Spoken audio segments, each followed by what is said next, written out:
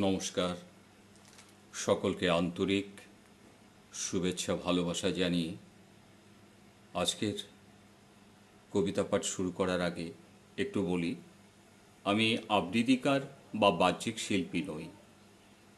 আজকে আর আমার কবিতা নয়, আজকে বিশ্বকবি রবীন্দ্রনাথ ঠাকুরের কৃপণ।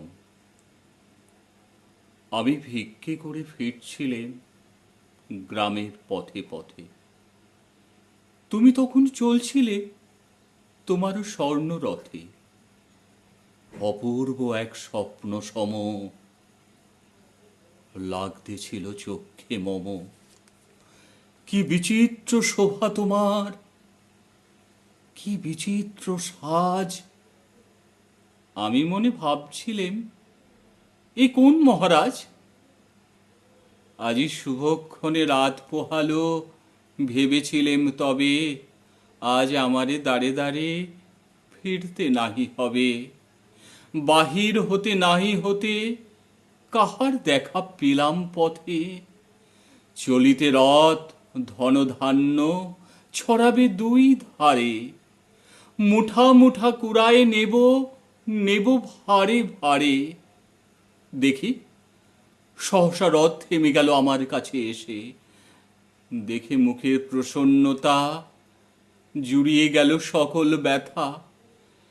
হেনকালে কিসের লাগে তুমি অকস্মাৎ? আমায় কিছু দাও গো বলে বাড়িয়ে দিল হাত। মরিয়ে কি কথা রাজাধিরাজ, আমায় দাও গো কিছু। শুনে ক্ষণকালের তরে রইনু মাথা নিচু। তোমার কি বা অভাব আছে ভিখারির ভিক্ষুকের কাছে? এ কেবল কৌতুকের বশে আমায় প্রবঞ্চনা। ঝুলি হতে দিলেম তুলে একটি ছোট কণা। যবে পাত্রখানি ঘরে এনে উজাড় করি, এ কি ভিক্ষে মাঝে একটি ছোট সোনার কণা দেখি। দিলেম যা রাজ ভিখিরিরে, স্বর্ণ হয়ে এলো ফিরে। তখন কাঁদি চোখের জলে দুটি নয়ন ভরে। তোমায় কেন দেইনি আমার সকল শূন্য করে। নমস্কার।